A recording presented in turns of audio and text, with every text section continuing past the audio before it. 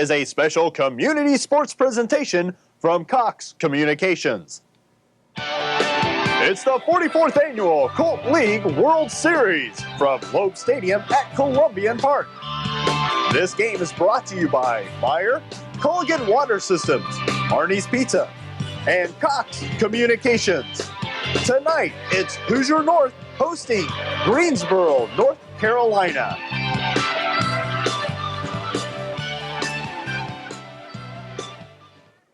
Good evening, ladies and gentlemen, and welcome to the 1996 Colt World Series here at beautiful Loeb Stadium in Lafayette, Indiana. My name is Matt Skeen, and joining me is Buster Dunsmore. Hello, Buster. Another lovely evening here from Loeb Stadium. Certainly is. I'm happy to be here again with you tonight, Matt. And I'm happy to be working again with you tonight. Tonight's matchup features the Greensboro Gray team from Greensboro, North Carolina, against the hometown favorite, Hoosier North. Now, both of these teams lost their first games the other night, and it was the Puerto Rico team winning 2-0 over the Greensboro Gray team the other night, allowing just 2 hits for this powerfully hitting Greensboro Gray team. The Hoosier North team, which is comprised of area high school team members, couldn't quite capitalize on the key plays the other night and lost 5-2 to the League City, Texas team, which played earlier here tonight against the Levittown, Puerto Rico team. Now let's go to tonight's starting lineups. First for the Greensboro team, which will be batting first in the visitor's position. Starting things off will be the shortstop, number 14, Todd Smith. Next in left field, number 16, Paul Larson. Then the first baseman, number 24, Joey Silver. Then the second baseman, number 25, Daniel Bozarth. Then the right fielder, number 9, Andy Harney. In the sixth position, the catcher, number 23, Stephen Hunt. Then the center fielder, number 22, Nathan McKinney. Then the third baseman, number 15, Adam Moore. Followed by the pitcher, number 20, Eric Miller. And Matt, now let's look at the starting defensive alignment for Hoosier North. We'll move around the diamond here. First of all, at first base will be Rodney Benner. At second base, John Badalak. The shortstop for Hoosier North is Nick McIntyre. Over at third base, Josh Cackley. Moving out into left field, Dan Lash. The center fielder for Hoosier North, Brant Richardson. And the right fielder will be Zach Brown. Catching tonight for Hoosier North will be Dan Nugent. And on the mound for Hoosier North, Neil Musser. The situation is pretty clear for Hoosier North and also for Greensboro Gray, and that is both of these teams are entering this game with 0-1 records. The loser of this team can pretty well pack it in. They'll be playing on Sunday night for Pride. The winner of this team is still in it. And now I turn it over to my partner, Matt, as we have the first batter stepping up. Stepping up to the plate, as I said earlier, is number 14. This is Todd Smith. He's the shortstop for this Greensboro team.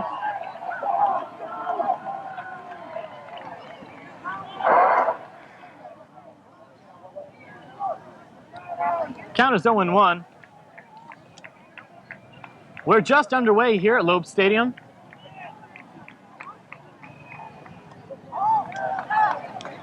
One and 1 the count to Todd Smith.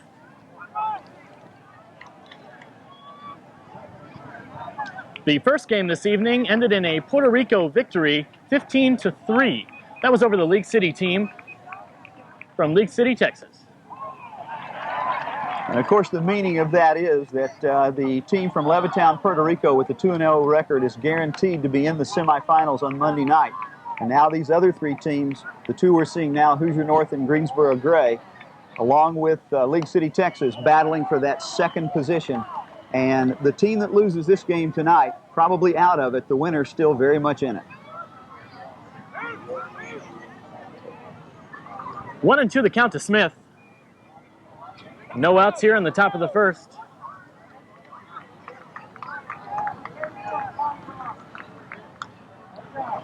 Smith stays alive. Fouls that one off.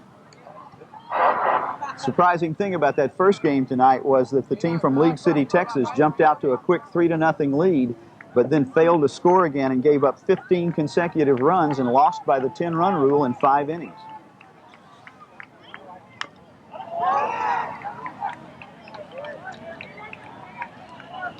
Well, so Smith still with the count of 1-2 here. Todd Smith is definitely staying alive. He's doing what you want a leadoff hitter to do, and that is getting a piece of each pitch, making the pitcher throw quite a bit, trying everything he can to do something to get himself on base. Leadoff man, typically the most dangerous on the base paths. Fortunately, this time he's going to go down swinging. First strikeout, of course, for Neil Musser here in the first out of the game. Obviously a great way to start off for Hoosier North. Stepping to the plate, this is number 16, the left fielder, Paul Larson. He steps to the plate with 1 out here in the top of the first inning. It's interesting, he's left-handed and playing left field. You don't typically see that combination. Takes a strike in there. 0-1 the count.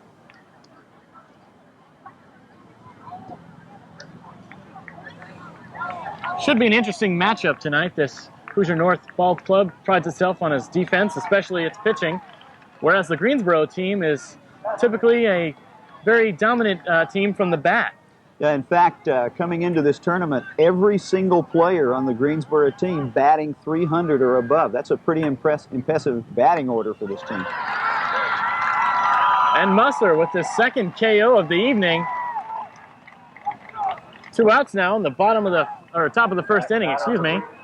It's a great start for Neil Musser. He's locating the ball well. He's mixing up speeds, and he's got the Greensboro Gray batters looking at pitches and swinging at the wrong ones. That'll bring the first baseman, Joey Silver, to the plate. 2 outs. Steps out of the batter's box. Here's the pitch. Low and inside. Ball 1.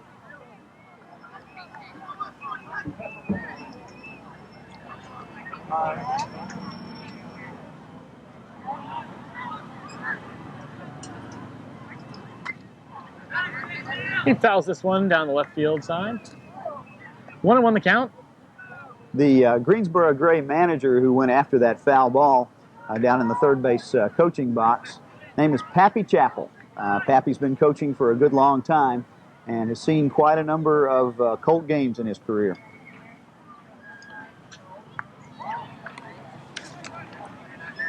Two and 1 to Silver. That one low and in the dirt.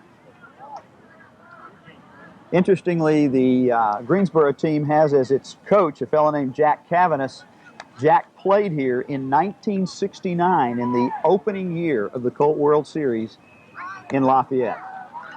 Now, he's not the only coach that's played in this tournament as well. Now, we have an interesting situation here tonight that Hoosier North's manager is Corey Marshall, who played here in 1989 as a member of the Hoosier North team. Quite a rarity to have former players coaching on both teams. On 2 and 2, there's a smack into right center.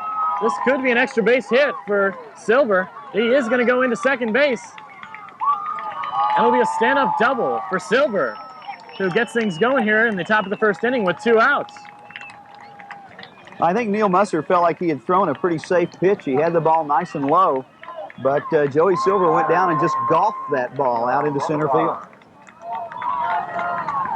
That'll bring the second baseman, Daniel Bozarth, to the plate. This is a very interesting situation. In all my years watching baseball, I don't know if I have ever seen a cleanup hitter who's a second baseman. Quite rare indeed. Here's Musser from the stretch. Usually you don't expect your power hitter to be your second baseman. It's just kind of a rarity. Silver takes his lead at second. Musser looks him back. Here's the pitch. And Bozarth swings. Count 0-2.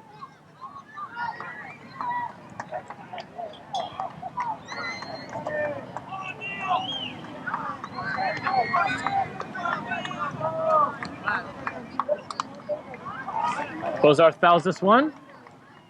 The presence of Silver on second base is causing John Badlack to have to drift very close to the second base bag and leaving a big hole in between first and second. And that gives quite a bit of ground for Daniel Bozarth to put the ball into. Especially as a lefty. Exactly.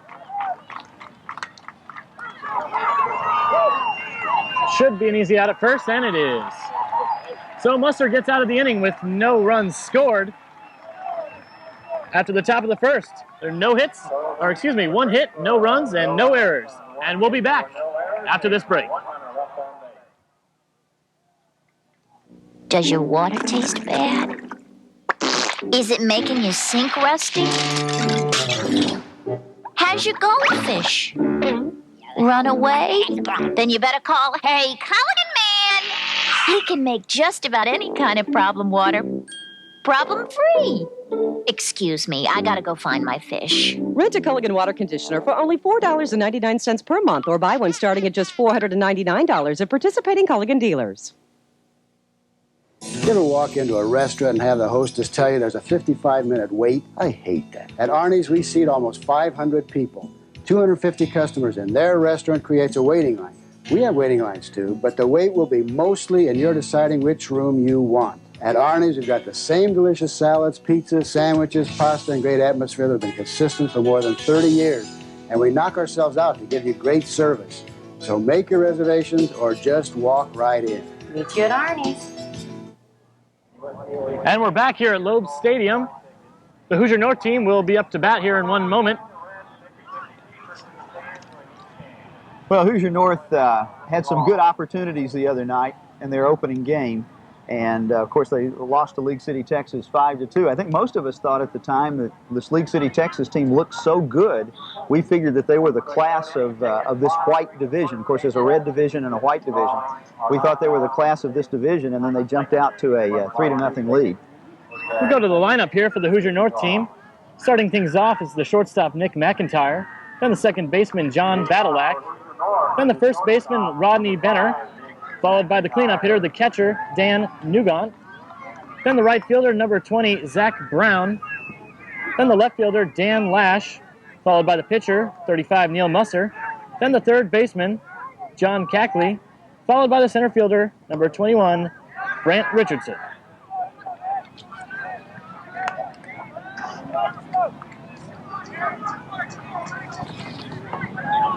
So this is McIntyre at the plate.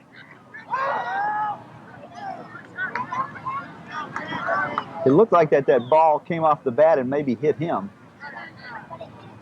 He recoiled the way you would if the ball had come back and smacked you, but he's walking around, looks okay.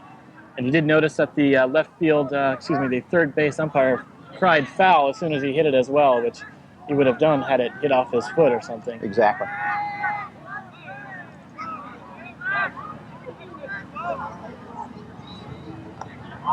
That one a little low, brings the count to 2-1.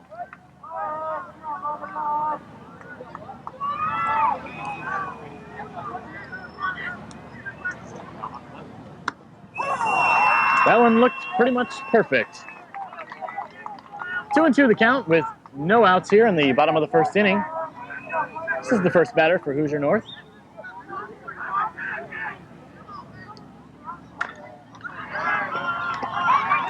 This one hit to the shortstop, and they throw McIntyre off. The shortstop, Todd Smith, making a fine play. Throwing over to the first baseman, Joey Silver. Stepping to the plate for Hoosier North, this is the second baseman, John Badalak. Pretty routine play for the shortstop on that one, but again, did a good job of not rushing his throw when he collected the ball. This one could be a gapper. Yes, it is. Between the third baseman and the shortstop, excuse me. So Badalak reaches on a single. Nice base hit for Badalak. He couldn't have picked out a better place to put the ball if he'd run out and thrown it there. Went right in between the shortstop and third baseman. With one out and a man on first, that'll bring up the first baseman, Rodney Benner.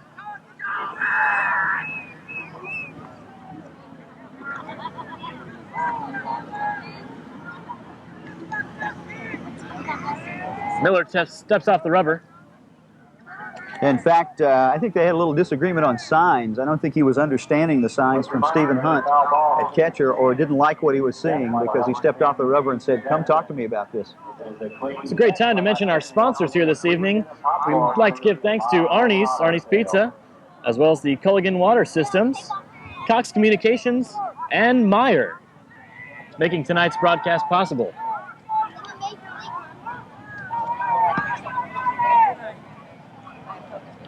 Miller back to the mound. Throws a strike in there. Benner down, 0-1 in the count.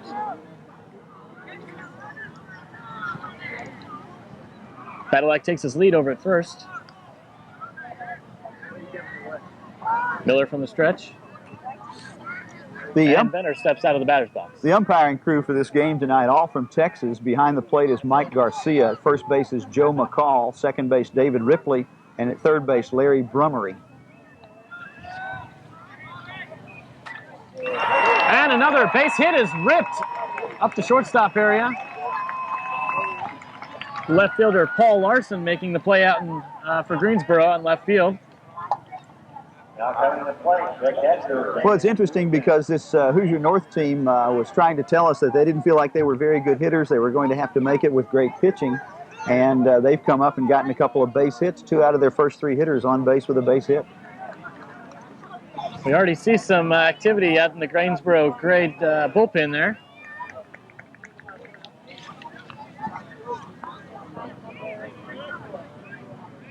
That's number 17, Taft Cable, heading out there. At the plate right now for Hoosier North, this is Dan Nugert, but he fouls one off the left field line. Now, Dan Nugent is the catcher for West Lafayette, and it's a little more normal to see a cleanup hitter who's a catcher or an outfielder than is a second baseman. I'm still a little bit amazed about that. Now, I do see down in the bullpen that Greensboro Gray has Taft Cable throwing. I think where I used to live, I got my TV from Taft Cable, so we'll see what he can do if they decide to bring him into the game. Miller once again steps off the rubber, forcing the runners back to their bases.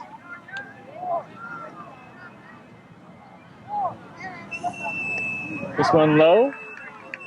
Low to Nugent. Well, Stephen Hunt, the catcher, did a good job of blocking that and keeping it in front of him. As long as he's got the ball in front of him, he's fairly certain that the runners will not be able to advance.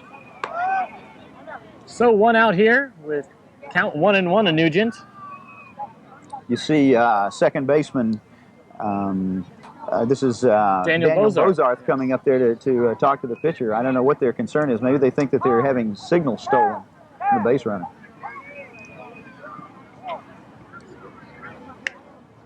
This one goes off the end of the bat. That brings the count to 1-2. We're still here in the bottom of the first inning. We're scoreless.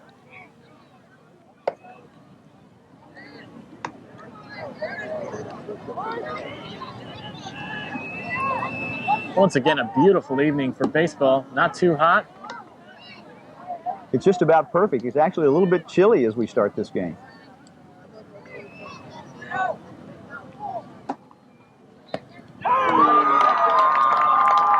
And Bozarth goes down on a called third strike. So Dan Nugent, the catcher, watched that one go by. And that's 2 down now for Hoosier North. Thank you for correcting me. I was looking at the other team there. 2 outs and still 2 on base, Matt. That'll bring up the right fielder, Zach Brown.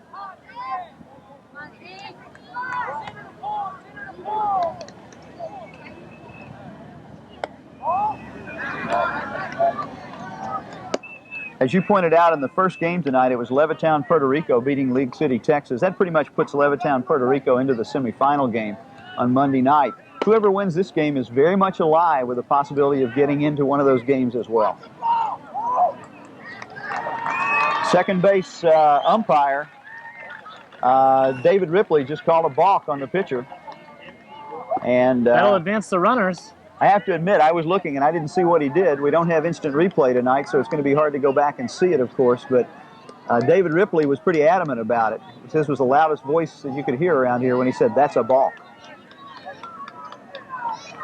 So 1-0 the count to Brown.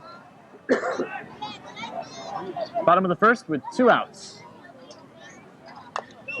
There's a chopper up the middle. There's going to be a play at first, and he beats the throw. Brown beats the throw, and a run does score. Badilak is able to score from third. And Brown's hit moves Nugent over to third base. We haven't seen anything official yet, but I'm going to guess that they're going to score that as a base hit. The ball was deep in the hole. The second baseman, Daniel Bozarth, came up with it pretty well, but it was just a long throw, and Zach Brown was very fast. So Benner now at third after Badalakis scores.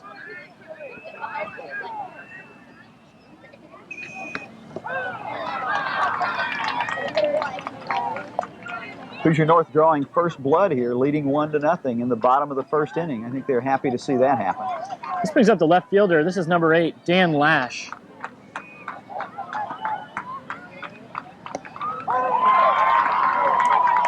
Lash in a hole here early. Count 0-2. Runners at the corners for Hoosier North.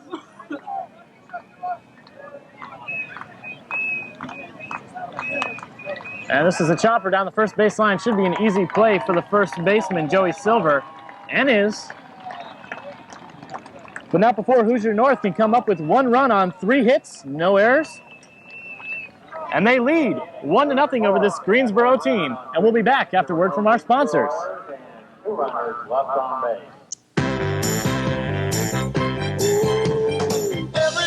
Every day, Maya doesn't let no one else. They have sale prices on top of their everyday low prices. The produce is always fresh. Getting a battery charger for motorcycles. Just bought a toaster for my daughter. Tennis shoes. Hammers, nails. You can find just about anything in here. I love your sales. You can't beat it. Maya low prices. On top of low prices. Every day. You're watching more than just television. You're watching Cox Communications build a bright new future where television, computer, and telephone services will one day come together, giving you easier access to the world We've received your fax. than ever before, at speeds never before possible, all through our quality fiber optic technology. Superb. See you next week. Cox Communications. And you thought you were just watching television. Welcome back to Loeb Stadium, where the Hoosier North team has jumped out to a 1-0 lead after 1 inning. Ready to start the top of the second inning here. Stepping to the plate will be the right fielder, Andy Harney. Well, I think Hoosier North's pitcher, Neil Musser's got to feel pretty good. We know from their record and from their batting averages how strong these Greensboro Gray batters are. He faced the first 4 batters, struck out 2 of them, gave up 1 hit. Got out of the inning without giving up any runs. So here's Musser from the mound. A strike. 0-1 the count.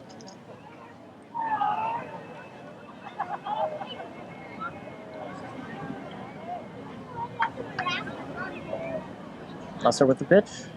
Off speed. Looked a little bit outside. 1-1 the count. Well, it was obvious that Andy Harney thought it was outside.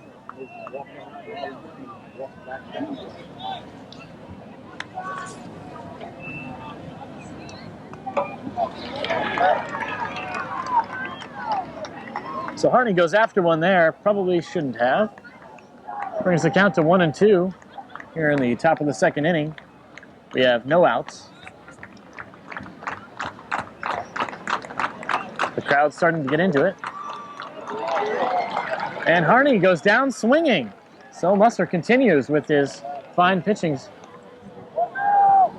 That's 3 strikeouts that he's gotten so far. 3 of the 4 outs come by virtue of strikeouts. That'll bring the catcher to the plate. This is number 23, Stephen Hunt.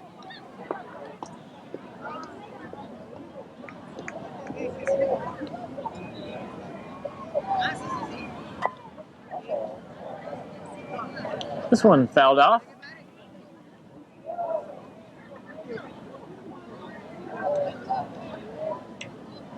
A ball fielded cleanly by the Greensboro Gray manager. Be getting it back to the umpire there. Pappy Chappell. Great baseball name. Yeah, perfect baseball name, and he's got a great baseball look, too. We'll get a shot of him over in the coaching box a little bit later. His beard looks like it's been through a lot of baseball games.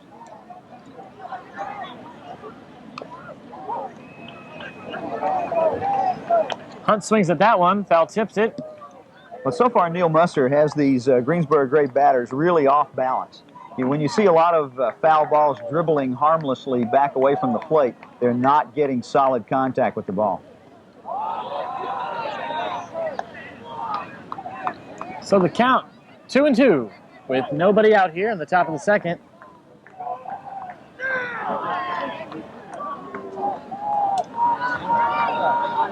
Hoosier North appealing that last call. They don't quite get it from the first base umpire. This one is fouled, apparently out of play. And it is. The fans going for that.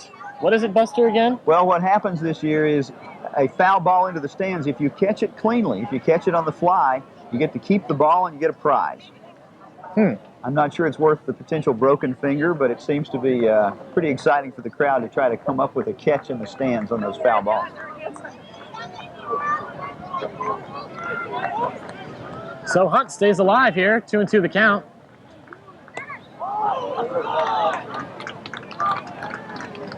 Full count here for Hunt.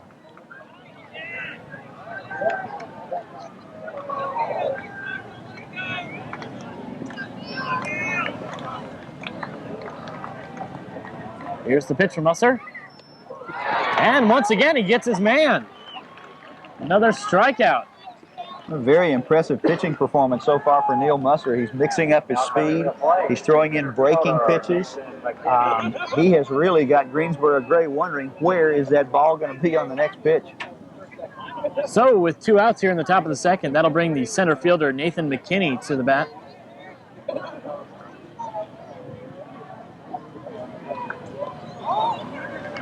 There's the ball. Haven't been keeping track. I'll try to do this a little bit later, but there's a lot of left-handed batters on this Greensboro team. And you would think that would be to their advantage against most teams because not very many teams have to face this many left-handed batters. This one is going to be fouled out of play off the left side.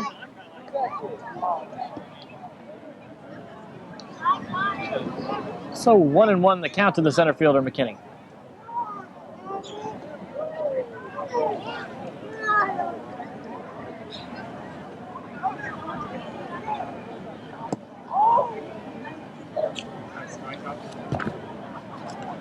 That one gets away from catcher Nugent.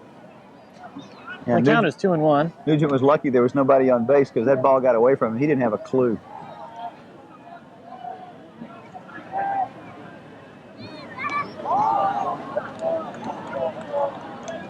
The ball was very close to getting to the strike zone. So 3-1 the count here. 2 outs here in the top of the second inning. Occasionally you'll see the ball boys running baseballs out to the umpire. The ball boys tonight are 6 little leaguers from Otterburn. Each night, different players from different communities around here participating in the Colt World Series.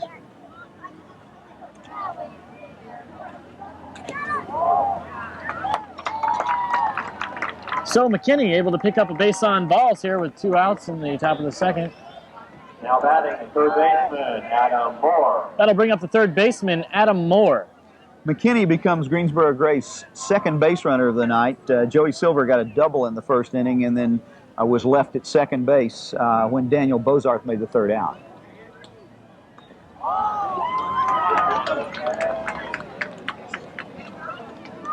Ball 1 to Moore. McKinney on at first. He'll take his lead. Musser looks him back. Goes with the pitch. Gets a generous call, I believe, from the umpire on that pitch. I think so. It looked a little low to me. But he's had several close ones that got called balls, so I guess everything seems to even out a little bit in the end. So 1-1 here with Moore at the bat. They're going to throw over to first. Attempt to get McKinney. McKinney back in time.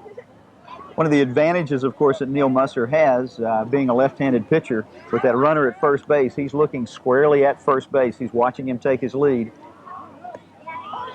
Easy for him to make that throw to first. Very right, left-handed pitchers have such the advantage. The runner at first. Almost an unfair advantage, I think.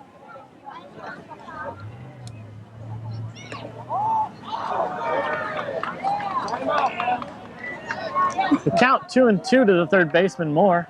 Dan Nugent behind the plate squeezed that one for a long time to try to convince the home plate umpire, Mike Garcia, that that was in the strike zone, to no avail. McKinney with a lead at first. But Moore goes down swinging, and once again, Musser looking very impressive. So, after 1.5 innings, no runs, no hits, no errors for the Greensboro, North Carolina team. They're still trailing.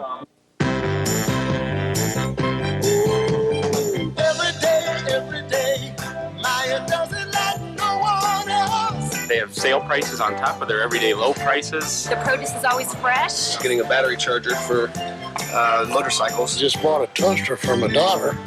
Tennis shoes. Hammers, nails. You can find just about anything in here. I love your sales. Can't beat it. Maya low prices, on top of low prices, every day.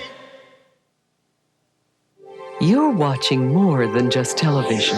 You're watching one outstanding performance after another by people who measured their performance by your satisfaction and whose commitment to on-time service is so strong it's guaranteed.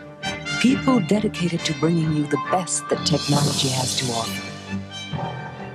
You're watching the people of Cox Communications. Cox Communications, I can help you. And you thought you were just watching television. Welcome back to Loeb Stadium once again. We're entering the bottom of the second inning here with Hoosier North still winning 1-0. Might mention, Matt, that this is the what's called the white division. Tomorrow night, Saturday night's play goes back to the red division. Joliet, Illinois, and Corona, California, the two teams that will advance, will play each other tomorrow night in the 5:30 game. Brings up the pitcher, Neil Musser.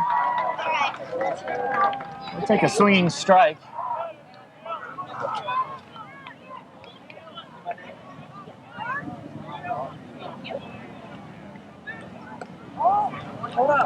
One and 1 the count to Musser. That second game tomorrow night, the 7:30 game between Seoul, South Korea, and Lafayette, a game for pride. Neither one of those teams will advance to the semifinals. They'll be ending their run in the tournament tomorrow night.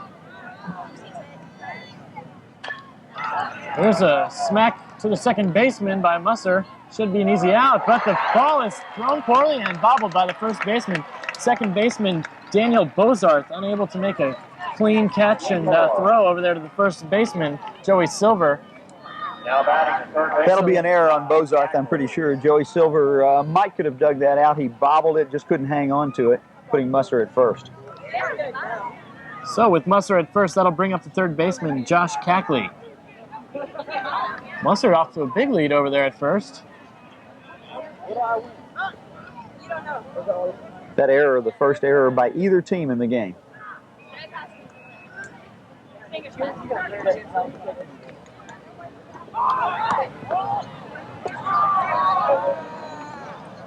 Ball 1 to Cackley.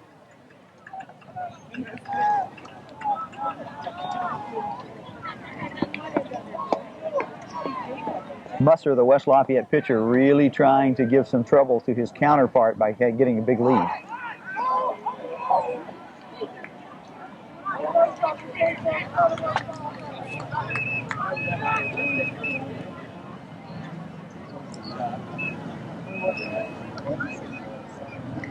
Eric Miller on the mound for Greensboro Gray, a right-handed pitcher, and he has a disadvantage, of course, with a runner on first base that he's got his back to him as he starts his motion, and he can only see Neil Musser out of the corner of his eye. Can't hold him on base as effectively as a left-handed pitcher can.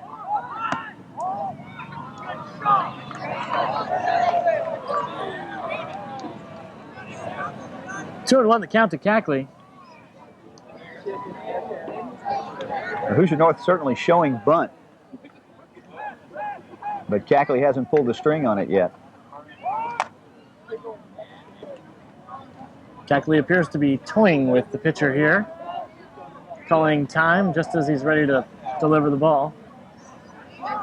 Showing bunt, and he does this time. Should be an easy out, and it is, but he does get his job done and advances the runner here. So Cackley with a sacrifice, moving Musser over to second base and into scoring position with just one out. So good strategy there by the coach, Corey Marshall, of Hoosier North team. That was good strategy to begin with, and then you got to hand it to Josh Cackley. He executed it very well. There was really nothing that pitcher Eric Miller could do when he fielded the ball but to make the throw to first. Well done. Good baseball. Got a runner at second in scoring position with only one out. And that'll bring the center fielder, number 21, Brant Richardson, to the plate. Takes that one a little bit outside. Ball 1 to Richardson. 1 out, 1 on. Here in the bottom of the second inning.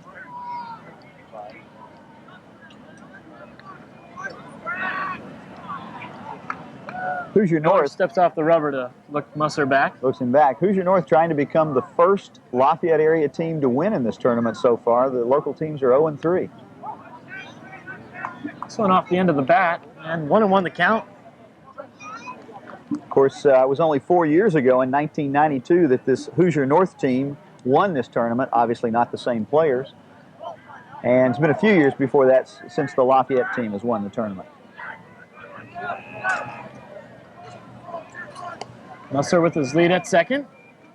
Miller looks him back, then makes the pitch. This one is hit high to the right, to the center, the second baseman who was able to come up to the play. That's Daniel Bozarth making the play. It was a pretty good play by second baseman Bozarth. It was not an easy play. He had to go back and got turned around. And Neil Musser was smart about that. He hung close to second base. But he couldn't advance, of course. Made that play look a lot better than the way I said it. That's for sure. Well, so that'll bring the leadoff man, McIntyre, to the plate. He's a shortstop. He grounded out to the shortstop his first time up in the first inning. That one low and in the dirt. Catcher Stephen Hunt able to keep it in front of him and force Musser to stay at second. So we've got 2 down here in the bottom of the second inning. Ball 1 to Nick McIntyre.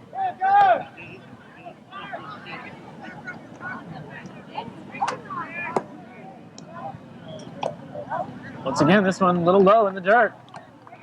2-0 the count. This Hoosier North team trying to manufacture a run without the benefit of a hit. They got Neil Musser on with an error, moved him over with a sacrifice. With 2 outs, they're trying to bring him home. A hit would certainly help here. It would bring him home in all likelihood. They are going to make a throw over to second base.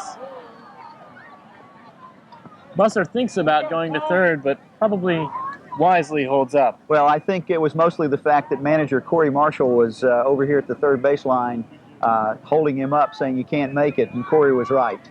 He would have been a pretty easy target at third base. The ball didn't go too far behind second base, and they would have nailed him at third. Miller with a pretty good pickoff move there. Probably would have been executed better if he hadn't thrown it into the ground, but it was a pretty good move. Off-speed pitch. Gets McIntyre looking. That's 2-1 the count now to McIntyre. The pitch really fooled Nick McIntyre. He'd be the first to tell you that, I'm sure.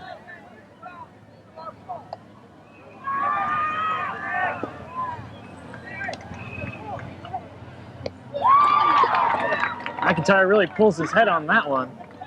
And now the count evened up at 2-2.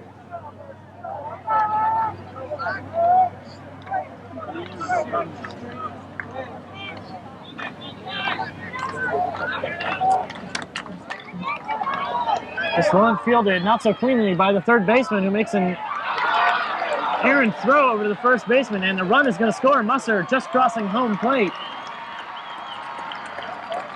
So once again, Hoosier North is able to capitalize on the Greensboro's errors here in the fielder.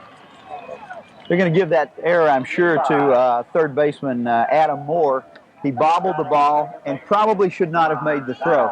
Sure, he's trying to make that throw and keep the run from scoring, but he made a tough throw, and first baseman Joey Silver just couldn't contain it. That's the second error of the inning, and Hoosier North has a run, and they don't have a base hit yet. So McIntyre on at second base. This brings up the second baseman, John Badalak. Badalak got a single his first time up last inning and scored the first run for Hoosier North. Hoosier North leading it 2-0 now. A little bit high. Actually, a lot bit high. Yeah. Could have been a little high for Charles Barkley. It was a lot high for John Badalak.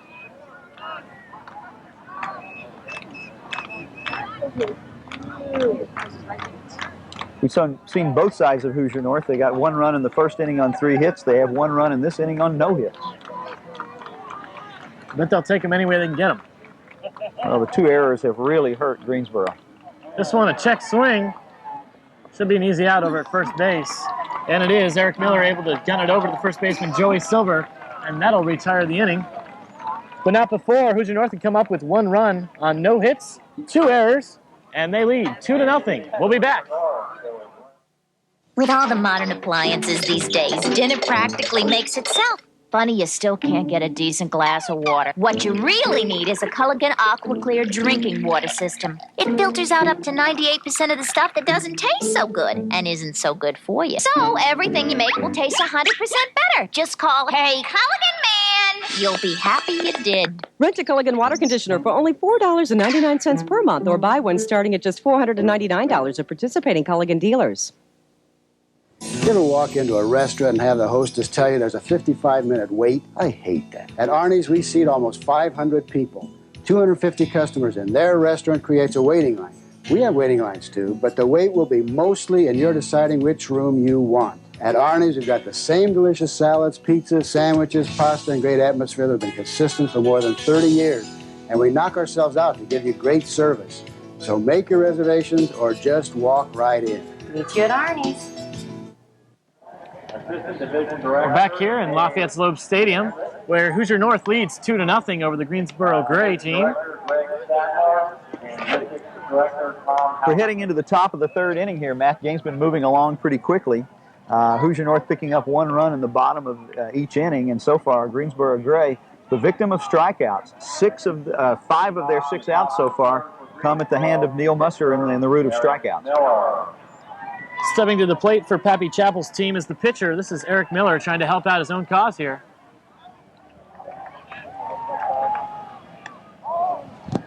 We'll take a ball.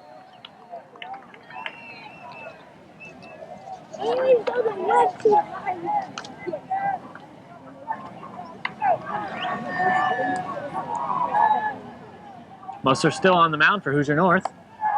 This ball a little bit low, and it count 2-0. We've got some activity in the Greensboro bullpen, but from looks of things, I think this may be just a couple of fielders warming up their arms for potentially going in later. Doesn't look like either one of them are preparing to pitch. If they are, it's a very unorthodox pitching style. Yeah, by pitching the ball on ground balls on the dirt to each one of them, I don't think that's the way you warm up to go in and pinch. I think we're probably going to see these 2 young men coming into play in the field later. So 3-0 the count to Miller. And he'll walk. Musser looked as if he was trying to aim the ball there on those last couple of pitches. That's a 2nd base on balls given up by Neil Musser in the game, but if I've got a pitcher who's given me 5 strikeouts so far, I'll take 2 base on balls. So that'll bring up the leadoff man, the shortstop, Todd Smith. And not surprisingly, the first time up, he struck out. So Miller takes his lead over at first base. Musser with the pitch. In there for a strike. 0-1 the count.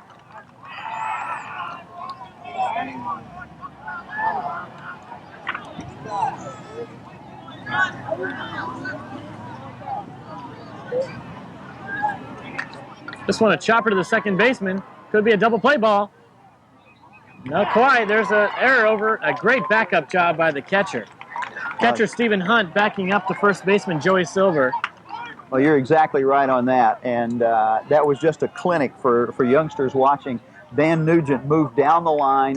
When the throw from the second baseman went beyond first baseman Rodney Benner, he was there to grab it. Was I giving the wrong team again? I think so.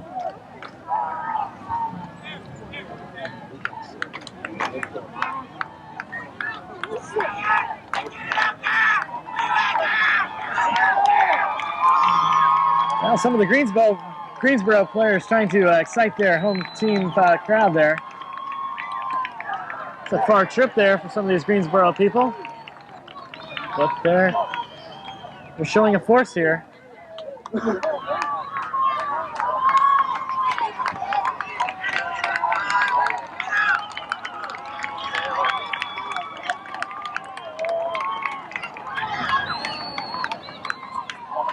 Left fielder Paul Larson struck out his first time up. Count 1-1 to Larson. Todd Smith on still at first base with 1 out. They were able to throw out Miller on the fielder's choice.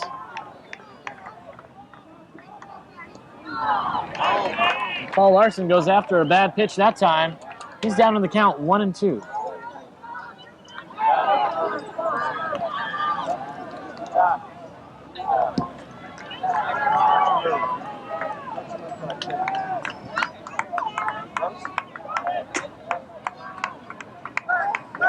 Musser with the throw over to first.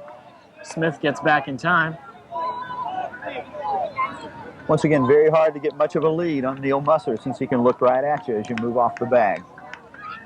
Opts to go home this time. Second play to the second baseman, and this time they do get the double play. So this one hit right to John Badalak. He's able to just tag second base and throw over to the first baseman. So, 0 runs on 0 hits and 0 errors.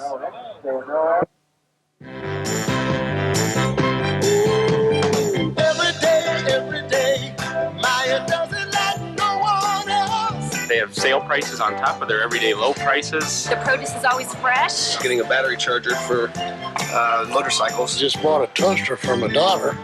Tennis shoes. Hammers, nails. You can find just about anything in here. I love your sales. Can't beat it. Maya low prices on top of low prices every day. You're watching more than just television.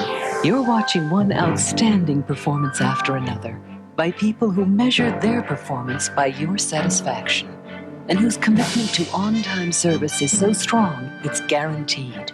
People dedicated to bringing you the best that technology has to offer.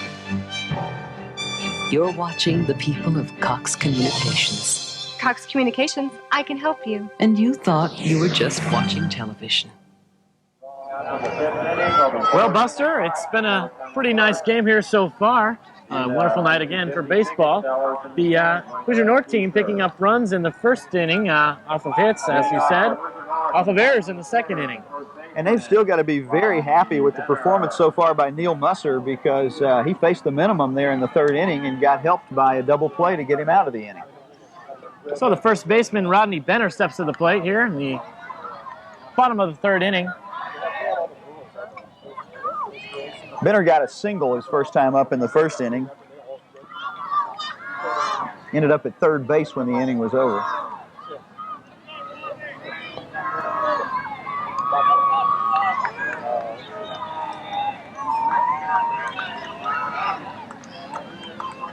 It's an off-speed pitch, hit hard down the left field line. Fielded not so cleanly, and Benner's going to be in with a stand-up double. That ball got by Paul Larson and went back to the fence, and I really thought that we might see Rodney Benner make it all the way to third. But Larson recovered nicely and made a nice throw. And the third baseman, Adam Moore, did a nice job to stop the ball when it came back into the infield. So that'll bring up the catcher, Dan Nugent. Nugent's 0 for 1. He struck out in the first inning. Nugent is the cleanup hitter here for this Hoosier North team. By the looks of him, he looks like he can drive the ball deep. Certainly does. He's done a nice job behind the plate tonight, too. Fine stop there by the catcher, Stephen Hunt. That ball was well out in front of him. These catchers look a lot alike, got the same body build, and both have done a good job stopping balls. We haven't seen much anything get by the catchers tonight. Certainly nothing critical. So Benner takes his lead. And there's a ball to Nugent. That'll bring the count to 3-0.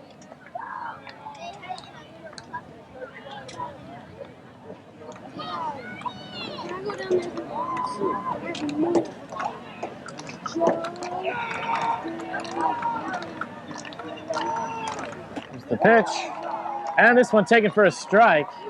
It looks like he was just going to make Miller throw that strike on that pitch. I think so. He wanted to just take one and see what might happen there. So 3-1 the count to Nugent. Nobody out here, man on second base. This one is hit hard to the shortstop. They can't quite get the runner at third, and they make the play over at first. So Nugent is thrown out over at first base. Well, Todd Smith, the shortstop for Greensboro, thought about the throw to third, realized he could not get Rodney Benner, and did the smart thing. He got the sure out at first. So although Nugent doesn't quite get to stay on base, he does do his job and moves the runner over to third base. Not quite a sacrifice, but accomplished the same thing. That'll bring up the right fielder. This is Zach Brown. Zach Single, back in the first inning, scored the first Hoosier North run. He's 1 for 1. This one high. Ball 1.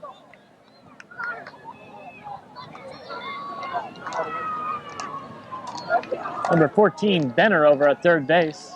He takes his lead. This one hit hard up the middle. And Benner's going to score.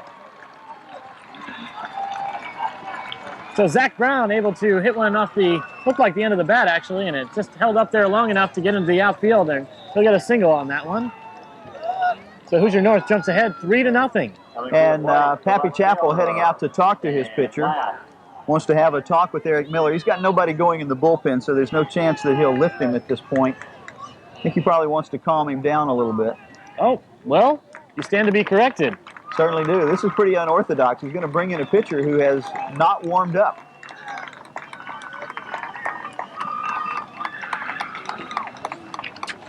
And striding out there on the mound, the new pitcher for Greensboro Gray is going to be Taft Cable. Yes. And Taft Cable, we saw him earlier taking some throws, but has not been in the bullpen. So he must be someone who warms up very quickly, or who stays warmed up after he's taken a few pitches a long time ago.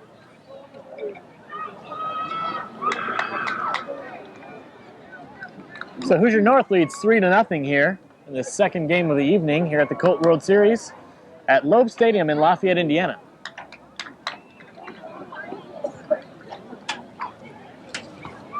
Well, we've seen quite a number of base hits, 5 base hits already for Hoosier North, and they picked up 3 runs, 1 run per inning.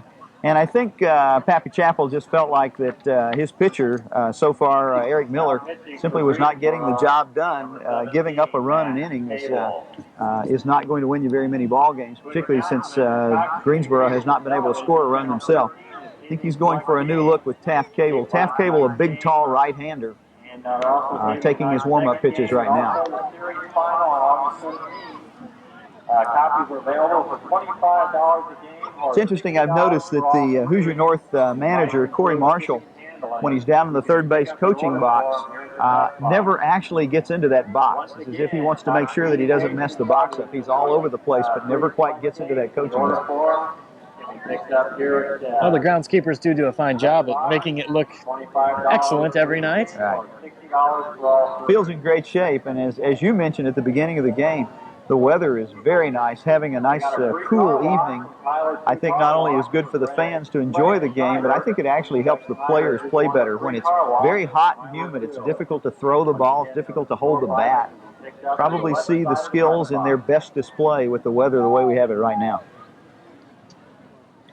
Definitely not your typical August night here in Indiana. No, I think the first night of this tournament, the heat and humidity were really oppressive, and actually had an umpire who had to sit down and move out of the home plate umpiring position. But boy, no problems tonight. Nice, cool evening. So after a long break here, the left fielder Dan Lash steps to the plate. He'll face this new pitcher, Taft Cable.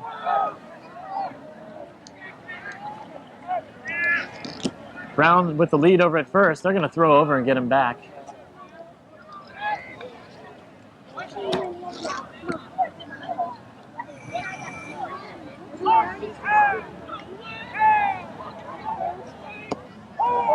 Cable's first pitch home is a strike.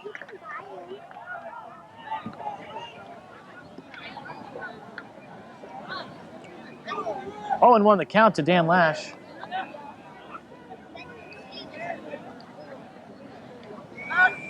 Once again, a throw over to first. Brown is able to easily get back.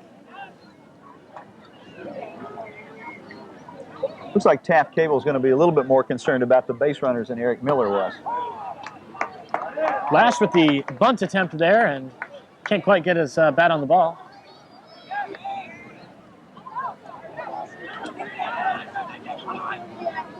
Hoosier North picked up a run in each inning so far to grab a 3-0 lead here in the bottom of the third.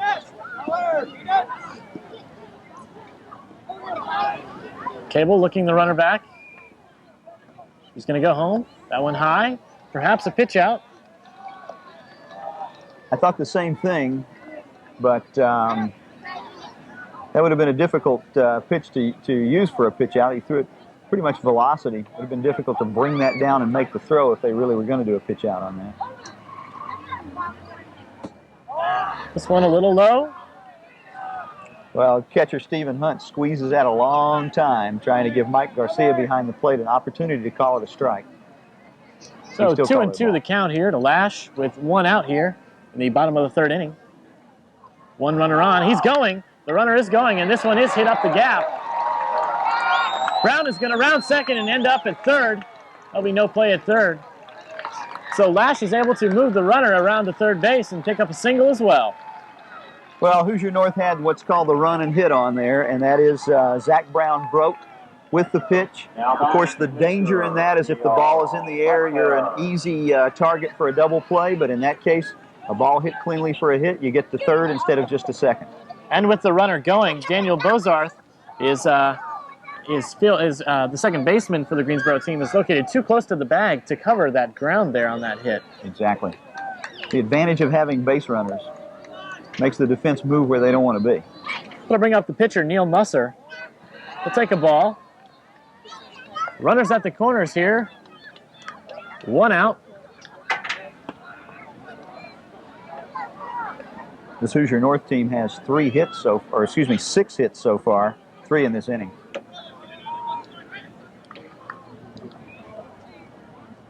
Cable looks the runners back, then goes home, gets Musser swinging. 1-1 the count.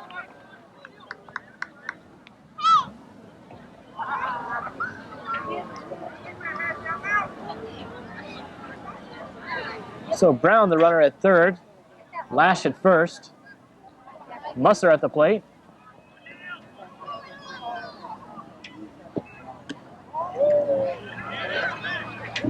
Two and one the count. We've talked a lot so far about Daniel Bozarth being close to the bag at second base when there's a runner on. He plays close to that bag even when there's no runner over there. He seems to like being close to second base, leaving a very big hole between first and second. The runner is going, and he's easily going to get that steal because the pitcher throws it errant throw once again. And number 20, Zach Brown, is able to score on the errant throw. That's going to be a wild pitch, I'm sure, on Taft Cable. As we just heard from the official score, it is a wild pitch, bringing in the 4th run for Hoosier North.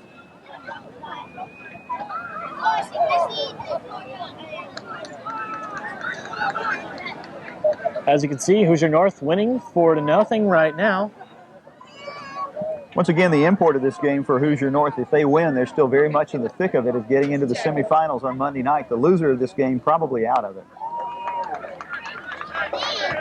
I say probably because the loser of this game is not mathematically eliminated, but it would take a fairly bizarre set of circumstances for the loser of this game to qualify for further action on Monday night. Count is full here to Musser. Runner on second is Lash, and Musser goes after a bad pitch. He'll go down swinging, and that'll be the second out here in the bottom of the third inning. Now batting. That will bring up the third baseman, Josh Cackley.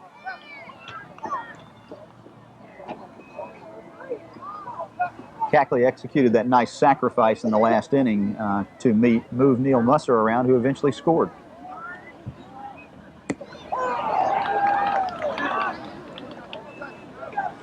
Oh, and 1 the count to Cackley.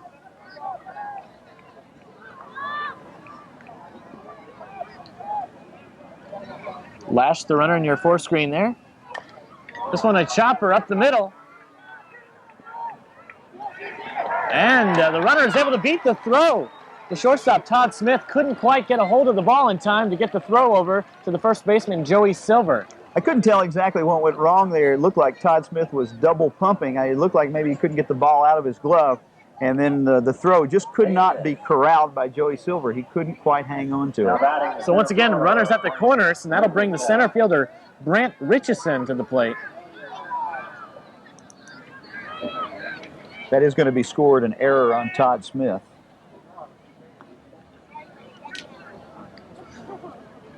So Lash, the runner at third, and the runner at first is going, and that's Cackley. There's going to be no play at second base. So Cackley advances. When catcher Stephen Hunt popped out there and made it look like he was going to throw to second, we're trying to see what Lash is going to do. Maybe they can get Lash to break toward home and catch him in a rundown. Lash played it very smart. He stayed at third. 1-1 the count here to Richardson. Of course, it helps when you're at third to have your manager standing about 6 feet away from you to help you with your judgment as to whether you're going to go on that or stay. And Corey Marshall helped out. This is an off-speed pitch by Cable. Able to get Richardson. He's down in the count, 1-2. Hoosier North manager Corey Marshall, an outstanding high school catcher. I've always thought that catchers make good managers because when they're on the field, they're almost managing their defensive team when they're out there. They sure can see the whole field.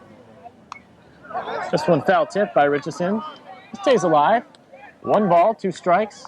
2 outs here in the bottom of the third inning. Runners at second and third.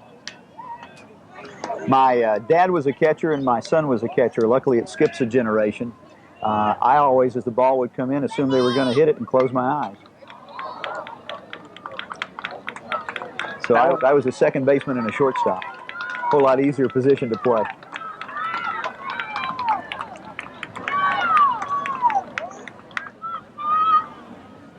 Cable from the windup. Richardson stays alive, forcing Taft Cable to make more throws. Well, there are 2 outs, and a base hit here by Brant Richardson would be a tremendous boost for this Hoosier North team. They could jump out to a 6-0 lead. That one is inside, gets by the catcher.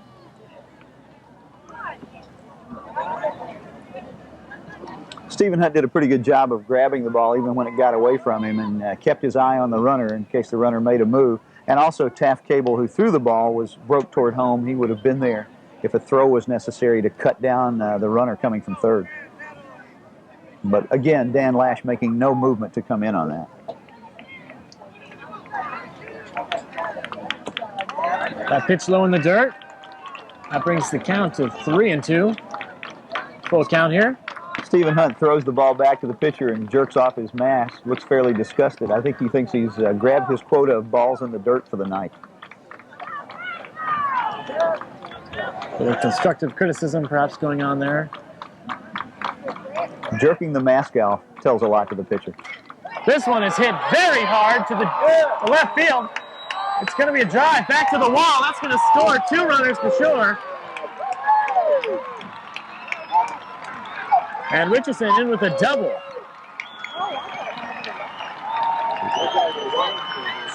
So 2 runs scored. Hoosier North goes up 6-0 here on Richardson's double. That one is hit very hard to left center. Now batting the shortstop, number 5. Well, as we foreshadowed a little bit before he hit that, and said that if he got hold of a ball there, that could be a great boom for them to give them a 6-0 lead, and that's exactly what they have now. So the shortstop, Nick McIntyre, heads to the plate. 2 outs still. Runner at second. Pitch is low, ball 1. Nick McIntyre is 0 for 2, but he's batted in every inning.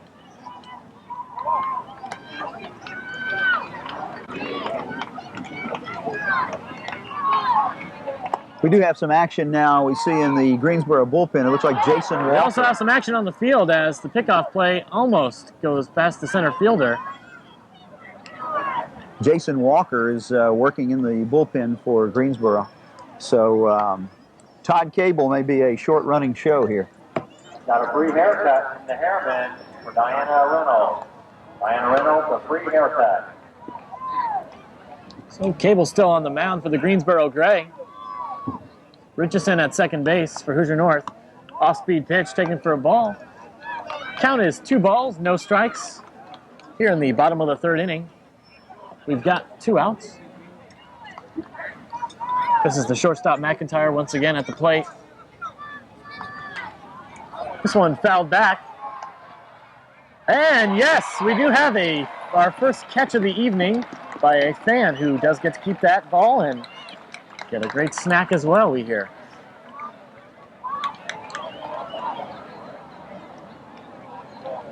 Hoosier North has put together 7 hits up to this point, and Greensboro has helped out with 3 errors. On the other hand, Hoosier North has made no errors, and Greensboro Gray has only 1 hit in the game. Would the athletic trainer please report to the first base dugout? An athletic trainer at the Hoosier North dugout, please.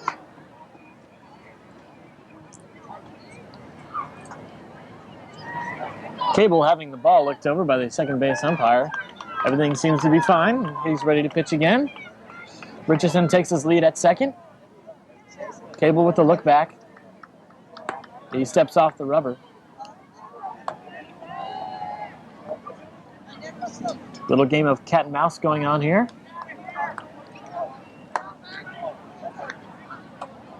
Whoa, this pitch is a little bit high, and McIntyre lets the bat slip out of his hands on that high swing. Kind of a dangerous play there. Luckily, it didn't hit anybody. Danger in Major League games is that the bat is going to split. It's not going to happen with these aluminum bats. Now, the aluminum bats aren't going to split, and you're fairly unlikely, if it does split, to see any cork or anything flying out of it either. No Albert Bells tonight. Exactly. This one a grounder to the third baseman, who bobbles it and makes a throw over to first, but it's not going to be in time. The errant throw is going to score a run. Number 21, Richardson's going to head home.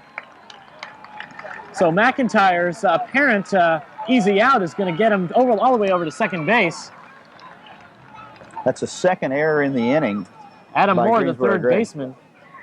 That goes in the book as a base hit, E5. They are going to give an error on the throw, not on the hit.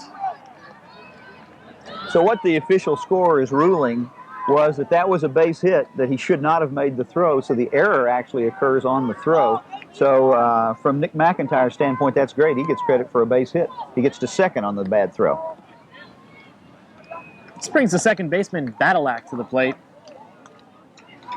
It couldn't have worked out any better for Nick McIntyre. He gets a base hit, ends up on second base.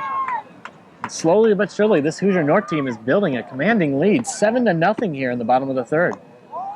May not be too early to mention that this tournament is played under a mandatory 10-run rule, so in the 5th inning, Hoosier North being the home team, if they're ahead by 10 or more, they wouldn't even have to play the bottom of the 5th inning if they can get a 10-run lead and have it hold up. 3 balls, no strikes for Badalak. Cable looking upset at himself.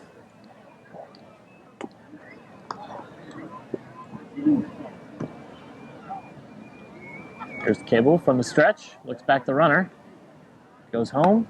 This one a little bit high and outside. Well, Cable has not had, I'm sure, an outing that he's very happy about. He just walks John Badalak. He's given up a couple of hits. In fact, 3 hits since he's come in. Also been some errors. And on that note, Pappy Chappell is heading out. I think he's going to cancel his cable right now. Oh, boy.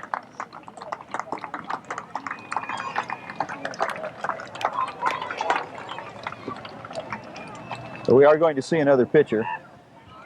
And it is going to be the pitcher that we saw warming up earlier, Jason Walker.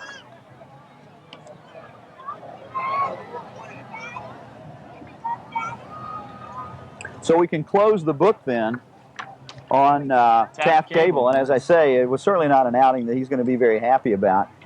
He gave up 3 base hits and a walk. He struck out 1. He did have 2 errors committed by the defense behind him while he was on the mound. So we haven't even made it through the 3rd inning yet, and this Hoosier North team has a 7-0 lead. And the Greensboro team has gone through, now it will have its 3rd pitcher of the game. 3rd pitcher in still less than 3 innings. 36-1-4. So Jason Walker moving on to pitch. Looks to be a submarine pitcher. New pitcher for Greensboro is Jason If Walker. you watch his motion, you'll see that he takes the ball down low, throws it almost from, throws it certainly from below his knees. Reminds me of, I believe, Brett Saberhagen, I believe, of the Royals. And several big leaguers have tried this submarine motion.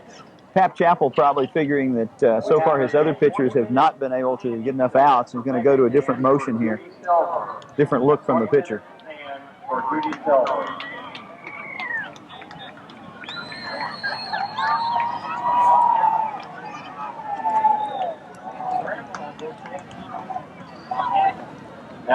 Now batting is the first baseman, Rodney Benner. And he's batting for his second time in this inning. He got a double to start the inning off, and he's 2 for 2. He got a single back in the first inning.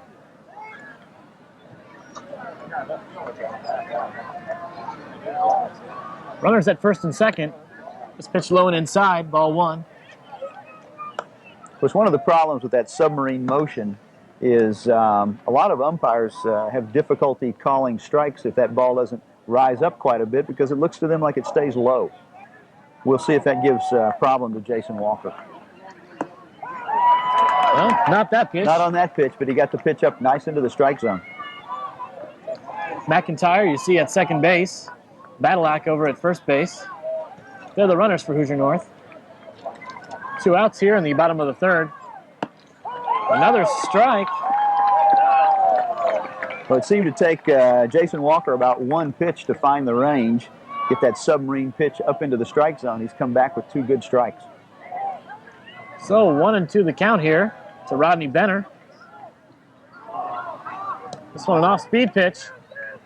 The runners are going, and they're able to get in. They both advance. McIntyre moves over to third, and Badalak over to second. Interesting play by manager Corey Marshall to call for the steal there with 2 strikes on the batter. So 2 balls, 2 strikes to Rodney Benner. This one hit down the first base line. It's going to stay fair. McIntyre will easily score. 2 more runs are Badalak going to will come in score here. as well. Yeah, 2 runs come in here. I'm going to imagine that they're going to give that one a base hit. That one hit hard right down the first base line.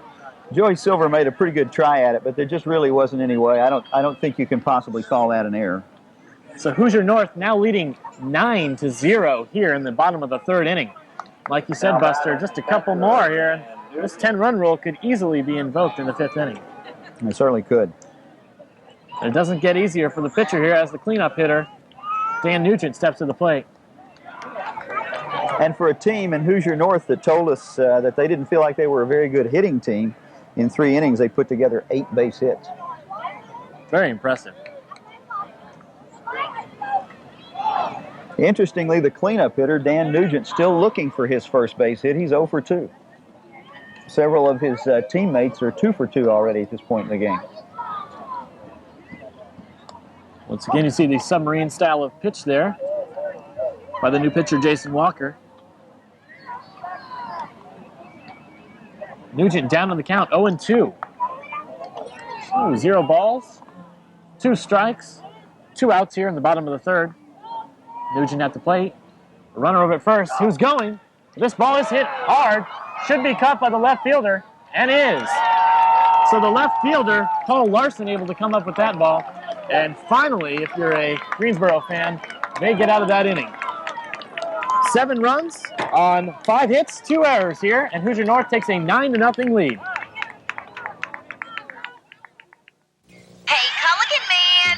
That was me 30 years ago. The nice thing about being a cartoon is you never age. See? Not a wrinkle. It's the great thing about these Culligan water softeners, too.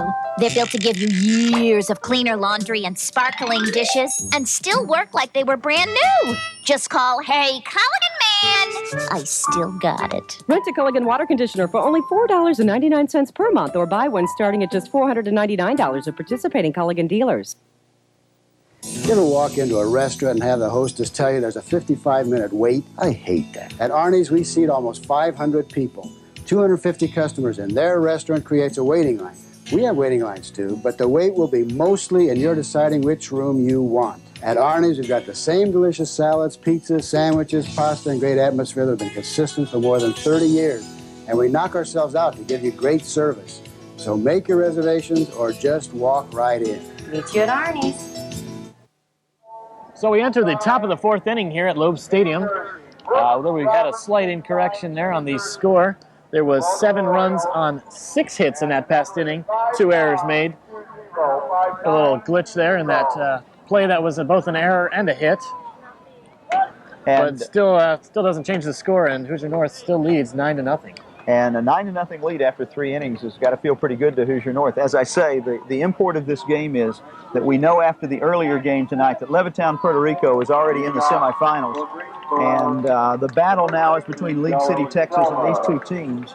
And if Hoosier North wins this game as impressively as it looks like that they're going to, they've got a real good shot, I think, to think about getting into the semifinals. The Lafayette team playing in the red division, of course, has been eliminated, and they will be playing tomorrow night for Pride against Seoul, South Korea. But this Hoosier North team still in the running for getting into Monday night semifinals. The way these divisions work, 4 teams in each division play a round robin with each other, and the 2 top teams advance. And getting 2 losses is pretty much fatal in becoming one of those 2 top teams. That's why neither one of these teams wants to lose and get their second loss. So number 24, the first baseman, Joey Silver, steps to the plate hoping to get something started here for the Greensboro team. He does go around, though, on that first pitch. The count, 0 balls, 1 strike. Joey Silver has the only base hit in the game off of Neil Musser. Wouldn't know it after that swing. That one was way off the pitch. Neil Musser really came back with an off-speed pitch there. Now playing third base for Hoosier North, Danny Layton.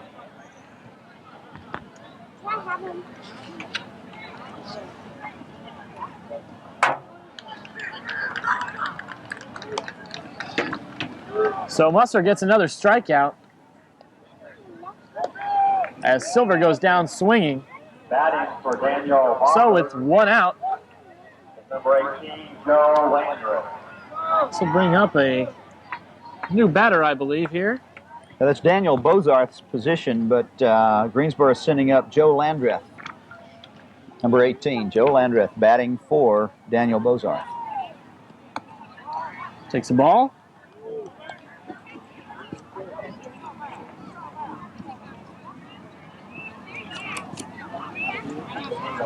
Musser from the windup. And Landreth goes around. The count evened up at 1-1 with 1 out here in the top of the 4th inning. Musser already has 6 strikeouts in the game. And there have only been 10 outs, so he has 60% of the outs come by strikeout. That one a little low. We have a defensive change for Hoosier North. Now over playing third base is number 25, Danny Layton. We'll assume until we're told differently that he'll be batting in the same batting order position as Josh Cackley was, who was playing third base. That could be different, of course, if they do a double switch, but we have no indication of that right now. The appeal made over to the first base umpire. The call stands, though, and the count is 2-1.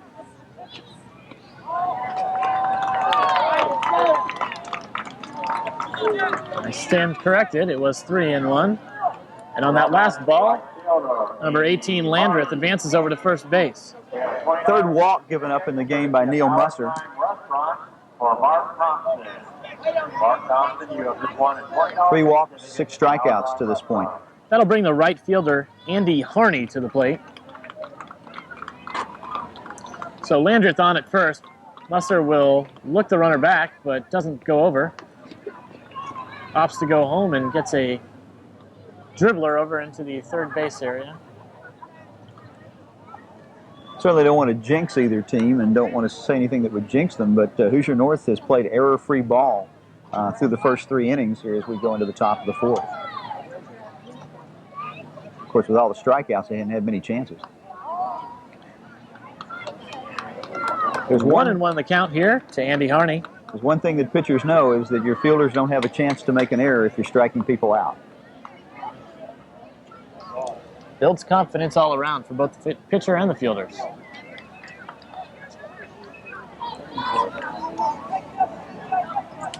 So Landreth with his lead. They're going to throw over. They're going to throw a call balk on Musser on that play. He hesitated too much there with his knee at the top of his motion there. Yeah, I think that was a good call there by first base umpire Joe McCall. It was what he did was not legal. Yes. And I think Joe McCall picked up on it and said, "You can't do that. It's too deceptive to the runner." And move Joe Landreth on down to second base. His knee was in freeze motion there for a little bit.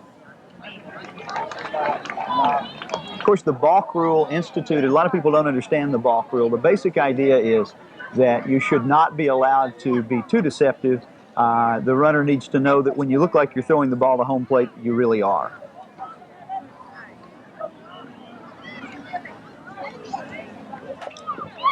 This ball should be hit to the third baseman, and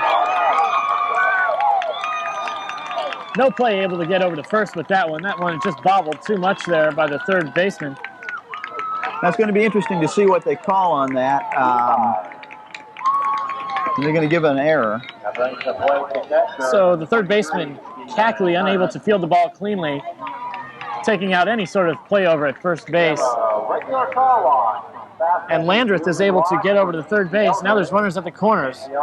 I'm a little surprised on that Hoosier North did not appeal to the umpires for interference because as Joe Landreth went into third, he really did get in the way of third baseman Danny Layton trying to make that play. But we saw no motion from anybody at Hoosier North to appeal that, so they're not going to do anything about it. You just saw Pappy Chappell there talking with his batter. That is Stephen Hunt, who will be stepping up to the bat here. Small conference on the mound there. We see Corey Marshall now heading back to the dugout. Again, we don't see any activity in the Hoosier North bullpen, but I've already been proven tonight that it's not necessary to warm these guys up before they come in and pitch. So I guess it's possible that Corey Marshall could bring in a pitcher who hadn't warmed up. So Musser's got runners at the corners here. Top of the fourth inning. There's just one out. This is, once again, the catcher Hunt at the plate. The count is 0 balls, 1 strike. It's nice when you're a pitcher in a little bit of a jam like this with runners at first and third and only 1 out to have a 9-run lead to work with.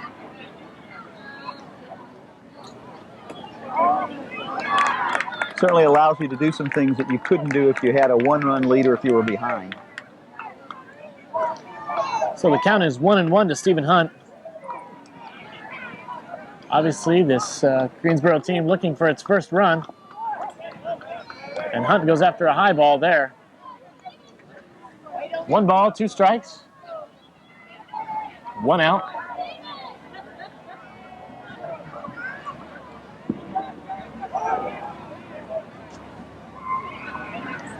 Musser with the stretch. Makes the throw home. And of course, to those of you listening intently to the broadcast, you'll know that at the beginning of this inning, I said I didn't want to jinx the team by mentioning that they'd made no errors, and then of course they just did. So I've got to be careful about what I say, I guess. First error of the game for Hoosier North. This pitch does get by, and there's not going to be a play at the plate. So Greensboro gets its first run. The substitute, Landreth, is able to score on the wild pitch made by Musser. As you can see, 9-1 the score. Hoosier North still leading.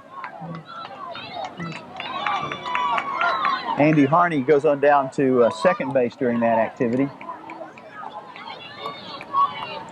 Well, this is the first time we've seen Neil Musser look a little bit shaky in the game. I just saw his catcher kind of try and settle him down a couple pitches ago. And on this play, he hits Stephen Hunt, so Hunt will advance over to first base. Well, it's a little difficult to tell from our angle, but this is the second time in a game we broadcast that it looks like that the batter has just made no motion whatsoever to get out of the way of the pitch, gets hits and go to first base. The rule says you must make some action to get out of the way of the pitch. Well, stepping to the plate is the center fielder. This is Nathan McKinney. So Andy Harney on at second. The catcher Hunt on at first. McKinney takes a strike.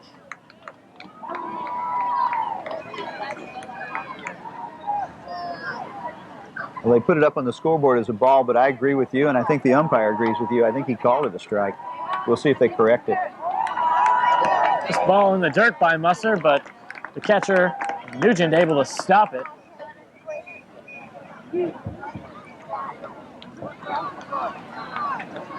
Well, the scoreboard saying 2 balls, no strikes. I could have sworn that we had a strike come out of the umpire's mouth there. Sounded like it to me, and even more so, it looked like the pitch was a strike, but I guess it's going to stay as 2 balls and no strikes. This Greensboro crowd trying to get the team excited, but not on this play here as the... Whoa, a nice double play here by the catcher. The catcher, Nugent, able to fire down to the third baseman, Cackley, who's able to fire it back over to the second base to get a double play here. That's right. Dan Nugent throwing. Of course, Cackley was removed this inning, and Danny Layton in its substitute at third base was the one that made that play down to Badlack. A very rare double play. You're going to see catcher to third base to second base for a double play. So we'll be back after a word from our sponsors. Hoosier North still leading 9-1.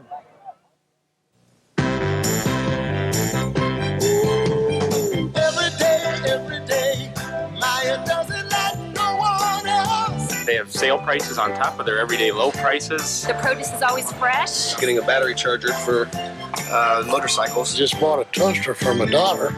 Tennis shoes. Hammers, nails. You can find just about anything in here. I love your sales. You can't beat it. Maya low prices. On top of low prices. Every day. Picture a world where the music perfectly fits the way you feel, with the flawless sound of a great CD and no commercial, ever. You can live in that world now. It's called your home. You can create that music. It's called Music Choice, the definitive music service. Over 30 different channels direct to your stereo. So changing your mood is as easy as changing channels. Music Choice, the next great sound wave. Truckin', got my chips cashed in, keep truckin'. Welcome back to Loeb Stadium. A fine play there at the end of the top of the 4th inning there for Hoosier North. They still lead 9-1. Greensboro finally gets their first run, though. Well, the way that inning ended has got to be very discouraging for Greensboro Gray, because it looked like they really had something going.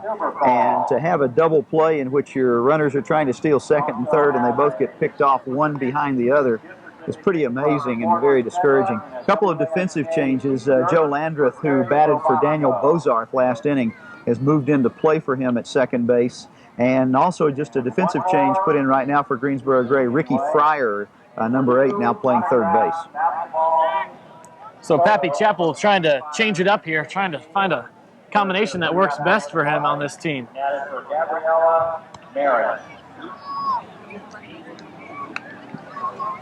Pitcher still on the mound is Jason Walker, the submarine throwing pitcher.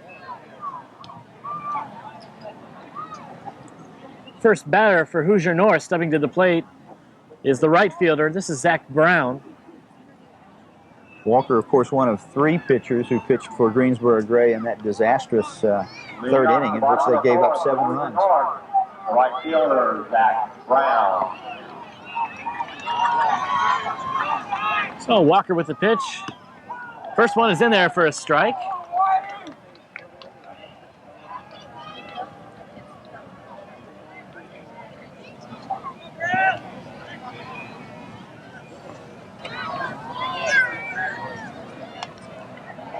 This one is fouled back by Brown. Almost caught by a bystander up there at the top of the stadium. That gentleman in the stands gave it his all.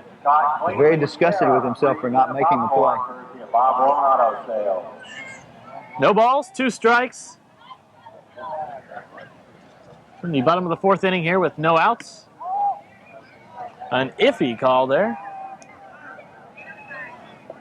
Brown takes his first ball. 1-2 the count.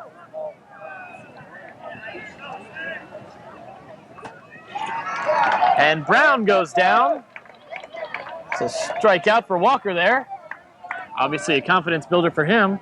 And we have 1 out here in the bottom of the 4th inning. It's the first time they've gotten Zach Brown out in this game. He had 2 singles in his previous 2 at-bats. That'll bring the left fielder Dan Lash to the plate. Lash is 1 for 2. He got a single back in the 3rd inning his last time at bat. That one outside. Of course, a lot of people got base hits in the 3rd inning. That was quite an inning for Hoosier North.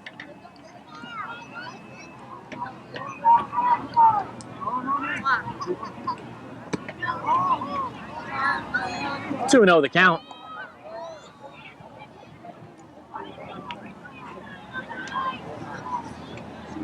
Once again, we'll remind our viewers about the 10-run rule invoked in the 5th inning. If Hoosier North should be ahead by 10 or more, of course, they would need to add a couple of runs here. Add a couple of runs here, but if they should be ahead by 10 or more after the top of the 5th, the game would end. But Jason Walker has come in and looked pretty good now for Greensboro Gray. Having a little bit of trouble here with Lash. Count is 3-0. And Lash takes a walk. So Lash will run down to first base. And that'll bring up the pitcher, Neil Musser. Now batting the pitcher, Neil Musser. And in spite of Greensboro Gray's pitching woes in this game, that's only the 2nd base on balls that Hoosier North has collected so far tonight.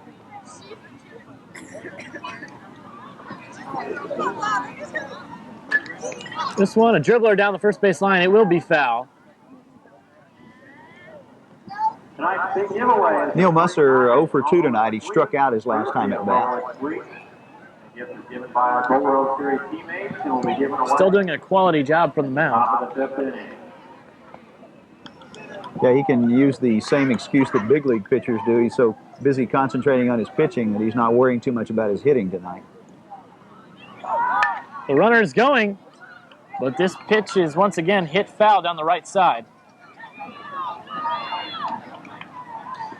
And Lash was running on that play. The ball driven in the general direction of Hoosier North coach Mike Burton, who does a little bit of a sidestep to get out of the way of the ball. Went as close as he thought it was going to be. See Lash taking his lead. Here's the pitch.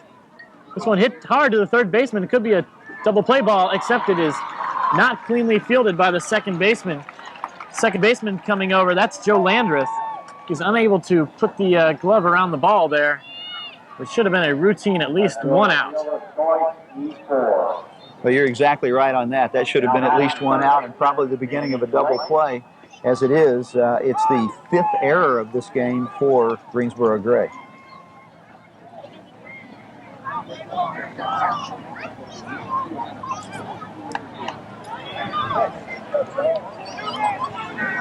This is Danny Layton now batting for Hoosier North, who came in to play 3rd base for Josh Cackley back last inning.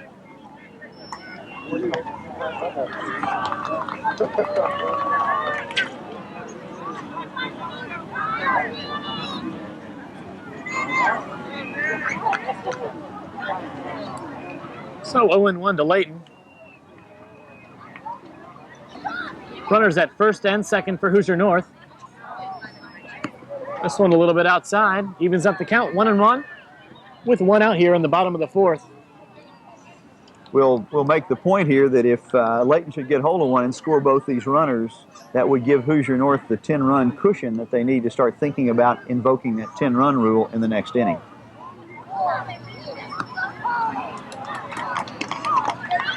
That one a strike to Layton. That'll bring the count to 1-2. Incidentally, the 10-run rule is mandatory. Some tournaments have it as optional, but in this case it's invoked by the umpires, so there's no choice on the part of either manager as to whether that rule is used or not. That one a little low, evens up the count, 2-2. So Lash on at second, Musser over at first.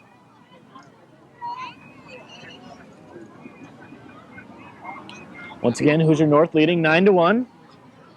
We're in the bottom of the fourth inning with just one out. Whoa, that one hit hard into the Hoosier North dugout, and the catcher is able to come up with a fine play.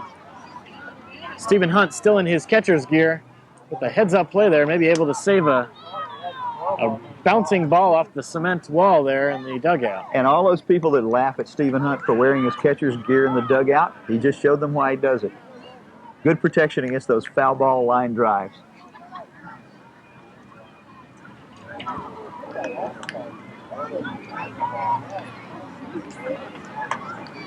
You see the lead by Lash. Here's the pitch. And Layton goes down swinging. So that's 2 outs now. That's a second strikeout for Jason Walker, both in this inning. That'll bring the center fielder, Brant Richardson, to the plate. Now batting, the center fielder, Brant Richardson.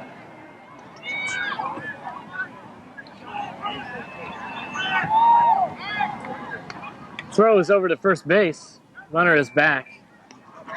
Well, Matt, the scoreboard shows only 1 out, but I'm relatively certain that there are 2 because we have both Zach Brown and Danny Layton striking out in this inning, and by my count, 2 strikeouts gives you 2 outs.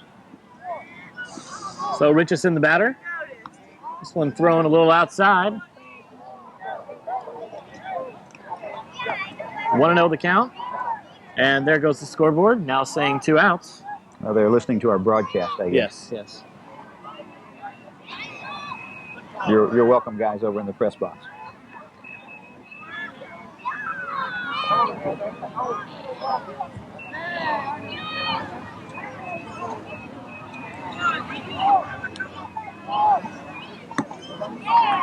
Richardson goes for this one hard, pulls his head out a little bit.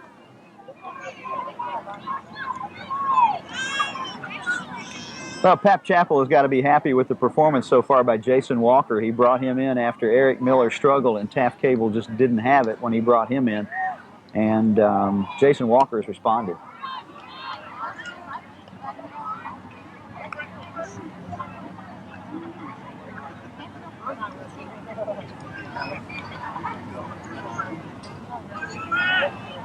So 2-1 to Richardson. Runners first and second. He swings hard on this one. This ball is popped back near the scoreboard behind the field. Not caught by a fan. That evens up the count, 2-2.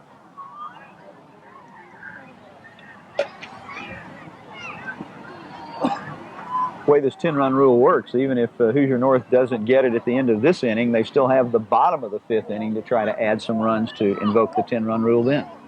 That's definitely where the advantage of being the home team comes in, but it's not going to happen this inning as Layton goes down swinging. Brent Richardson. That was Brent Richardson, actually. So for Hoosier North, no runs on no hits, 1 error. They still lead 9-1, and we'll be back after a word from our sponsor. Does your water taste bad? Is it making your sink rusty? How's your goldfish? Run away? Then you better call, hey, Culligan Man! He can make just about any kind of problem water problem-free. Excuse me, I gotta go find my fish. Rent a Culligan water conditioner for only $4.99 per month, or buy one starting at just $499 at participating Culligan dealers. You ever walk into a restaurant and have the hostess tell you there's a 55-minute wait? I hate that. At Arnie's, we seat almost 500 people. 250 customers in their restaurant creates a waiting line. We have waiting lines too, but the wait will be mostly in your deciding which room you want. At Arnie's, we've got the same delicious salads, pizzas, sandwiches, pasta, and great atmosphere that have been consistent for more than 30 years. And we knock ourselves out to give you great service. So make your reservations or just walk right in. Meet you at Arnie's.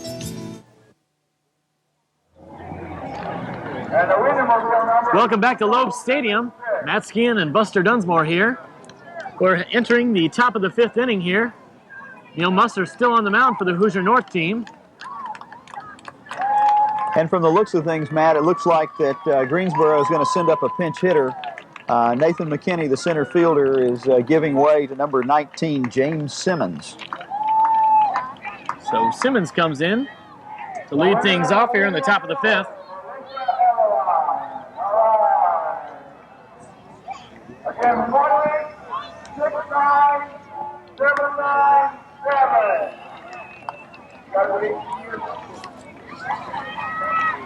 Greensboro Gray would like to put some runs on the scoreboard now because they're in the zone. If they give up some at the bottom of this inning, the game could be over.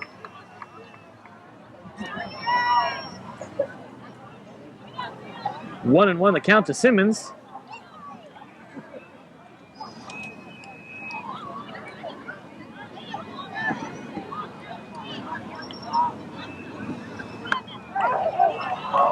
Takes that one for a strike.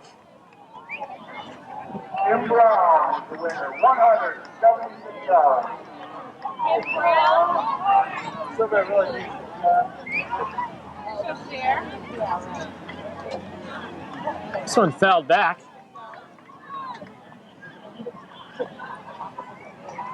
Count is 1 ball, 2 strikes to Simmons.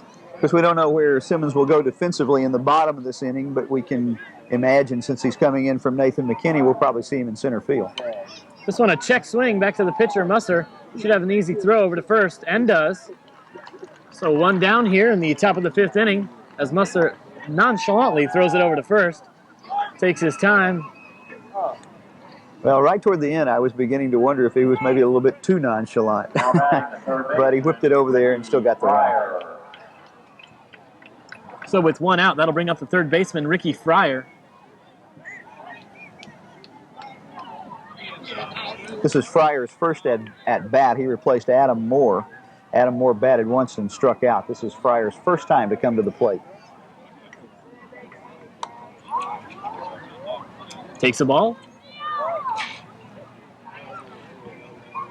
You can argue about who has the advantage here. A lot of managers like the fact that when their batters face a pitcher the second time, they do a better job. For Greensboro, several of these batters only got to face Musser once and have been pulled in favor of someone else. So you can argue that's really better for Musser, who's facing several batters for the first time. 1 ball, 1 strike. This one, hey, very off-speed pitch here by Musser, and Fryer is way in front of it. In fact, Ricky Fryer almost threw his arm out trying to get the bat on that ball. Got about halfway through his swing and realized, oh boy, I'm way in front of this, and tried to slow it down. Exactly, started the swing and said, wait a minute, can I have that bat back? I'd like to start over again. Well, Musser has done a nice job with his breaking stuff tonight, off-speed pitches and so on. This one popped up. It could be a tough play to get to. Center fielder calls off the second baseman. No, but drops the ball, and there's nobody there to cover second. Well, I thought for sure that the center fielder was able to get that one. Brent Richardson came over, but looked like he had it in his glove, but at the last second it fell to the ground. It's hard to estimate in a case like that. We saw everybody converging how much that takes away from the concentration of Brent Richardson on catching that ball. Obviously, it did take away some concentration. He took his eye off the ball right at the end. I think he was a little bit concerned he was going to crash into his second baseman. Yeah, Badylak looked like he had an early jump on the ball, but couldn't quite get back to it in time. But appeared as if Richardson had Badylak in the back of his mind and wasn't able to close the mitt. This is the Greensboro pitcher, Josh Walker here. That's the second error in the game for Hoosier North. 1 ball, no strikes to Walker.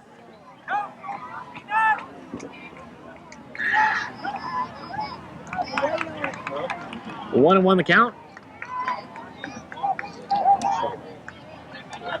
So Fryer on at second. Not sure about the official scoring if that was a hit or an error. Well, I think I'm pretty sure that I saw that they gave an error to the center field on that, to the center fielder, to Brent Richardson. And of course, as we say, it's a little bit tough to charge an error to him because I think he took his eye off the ball a little bit at the end, thinking he was about to have a collision with at least his second baseman, maybe even his shortstop as well. So one down here as Musser looks back to the runner, throws it home, and Walker swings at a bad pitch and goes down swinging. So Musser is able to once again get a strikeout in a crucial time. 7th strikeout of the game for Neil Musser.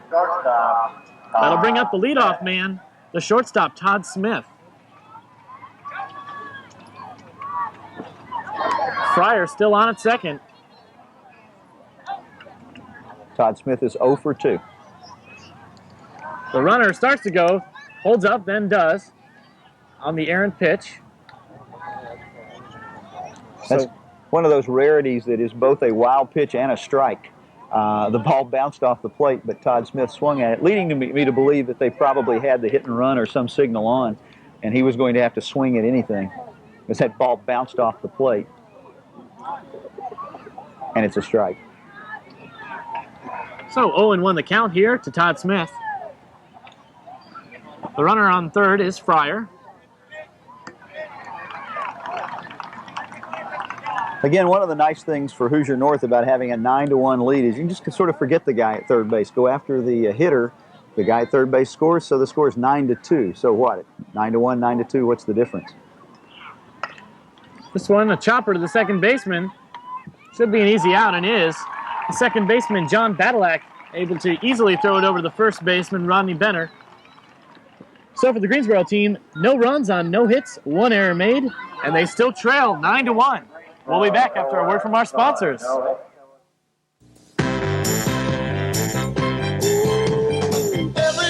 Every day, Maya does it like no one else. They have sale prices on top of their everyday low prices. The produce is always fresh. Getting a battery charger for motorcycles. Just bought a toaster for my daughter. Tennis shoes. Hammers, nails. You can find just about anything in here. I love your sales. Can't beat it. Maya low prices. On top of low prices. Every day. You're watching more than just television. You're watching Cox Communications build a bright new future where television, computer, and telephone services will one day come together, giving you easier access to the world. We've received your fax. Than ever before, at speeds never before possible, all through our quality fiber optic technology. Superb. See you next week. Cox Communications. And you thought you were just watching television. Welcome back once again. So Walker's still on the mound for Greensboro. He's been effective since coming in the third inning, I believe. Should note that it has become a rather cool evening here at Loeb Stadium. Still a beautiful night, but actually getting a little cold here. Now, a couple of defensive changes for Greensboro. James Simmons, who came in to pinch hit in the last inning, has stayed in for Nathan McKinney, and Dan Becker has just come in to play left field.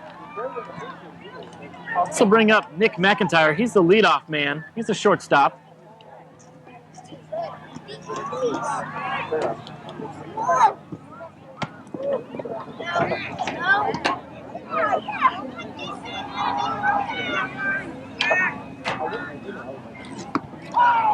Strike one to McIntyre. Well, we're in the bottom of the fifth here, and of course, don't want to talk too much about the 10-run rule, but a couple of runs by Hoosier North would end the game. And the bad news for Greensboro Gray is that this is the top of the Hoosier North lineup. So 1 ball, 1 strike to McIntyre. This one a little low. 2 balls, 1 strike. No matter what happens tonight, the Sunday night games, 5:30, will find this Greensboro. And McIntyre's hit by the pitch. He'll run down to first base. Suppose that's why they went 2 helmets. It's a little frightening to think what that would have been like if he hadn't had a helmet on. First Hoosier North batter hit by the pitcher. That'll bring up the second baseman, Badalak. Ended that last inning.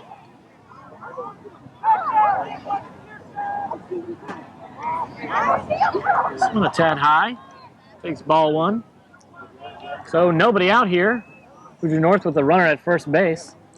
Badalak's 1 for 2. He has a single, and he's walked. And he made an out. As I was saying, no matter what happens here tonight, Sunday's games in this what's called White Division will find Greensboro Gray playing League City, Texas at 5:30, and Hoosier North. So hit down the first base line. They're going to try for two, but a bad throw by the first baseman. This could even score a run. It looks as if McIntyre is going to easily score at home. And what looked to be a routine out, possibly even a double play, turns into a disastrous event here for the Greensboro team. As one more run scores, making it now 10-1 Hoosier North with nobody out here in the bottom of the fifth inning. Well, and the winning run standing on second base. Exactly. That puts you in a situation where your winning runs at second base in scoring position with no outs. As I was saying when he hit the ball, the 7:30 game on Sunday night will be this Hoosier North team playing Levittown, Puerto Rico. And this Levittown, Puerto Rico, firmly in the driver's seat. They're 2-0. They're already in the semifinals. So Badalak is the runner at second. And the first baseman, Benner, flies out to the first baseman. Joey Silver able to make that play rather easily. So one down here in the bottom of the fifth inning.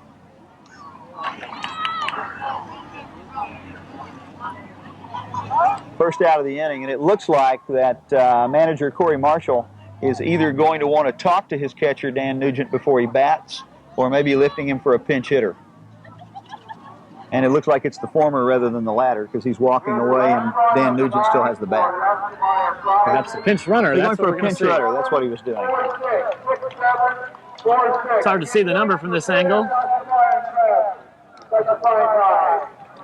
Looks like Bob Graves.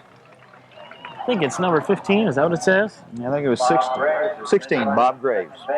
Bob Graves was not out. So Bob Graves then going into pinch There's run. A check swing here by the catcher. Oh gosh, it's not cleanly fielded once again. They're going to hold up the runner here at third, Graves.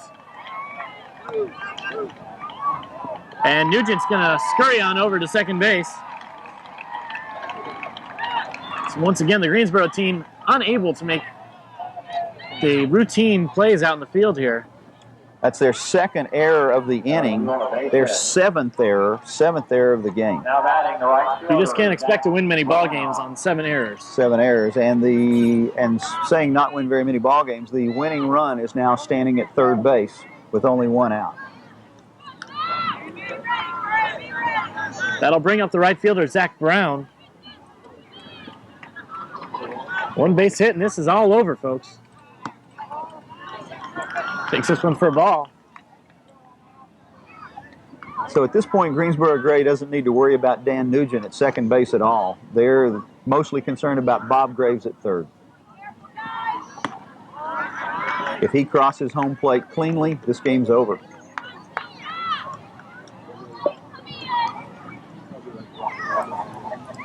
So Welker's still on the mound here for the Greensboro Gray team. This one is hit hard, and it looks like the game is going to be over. And that's probably going to be ruled an error to end the game. Kind of a fitting ending here for this Greensboro team. Just couldn't quite get the fielding together tonight. So Hoosier North wins 11-1 here in the bottom of the fifth inning. And we'll be back after a moment from our sponsors here to wrap things up here from Loeb Stadium. With all the modern appliances these days, dinner practically makes itself. Funny you still can't get a decent glass of water. What you really need is a Culligan Aqua Clear drinking water system. It filters out up to 98% of the stuff that doesn't taste so good and isn't so good for you. So everything you make will taste 100% better. Just call, "Hey, Culligan Man." You'll be happy you did. Rent a Culligan water conditioner for only $4.99 per month, or buy one starting at just $499 at participating Culligan dealers. You ever walk into a restaurant and have the hostess tell you there's a 55-minute wait? I hate that. At Arnie's, we seat almost 500 people. 250 customers in their restaurant creates a waiting line. We have waiting lines too, but the wait will be mostly in your deciding which room you want. At Arnie's, we've got the same delicious salads, pizzas, sandwiches, pasta, and great atmosphere that have been consistent for more than 30 years. And we knock ourselves out to give you great service. So make your reservations or just walk right in. Meet you at Arnie's. So Hoosier North comes away with the victory here. They win the game in the bottom of the 5th inning, 11-1. The stats for Hoosier North, they get 11 runs on 11 hits with 8 errors committed by the Greensboro team. The Greensboro team gets 1 run on just 1 hit and 2 errors committed by the Hoosier North team. And we would also like to thank our sponsors, Arnie's, Culligan Water Systems, Cox Communications, as well as Meyer. Thank you once again, and we'll be back here a couple of nights here, back from Loeb Stadium. Thanks a lot, and this was Buster Nunsmore and Matt Skian. We'll see you later.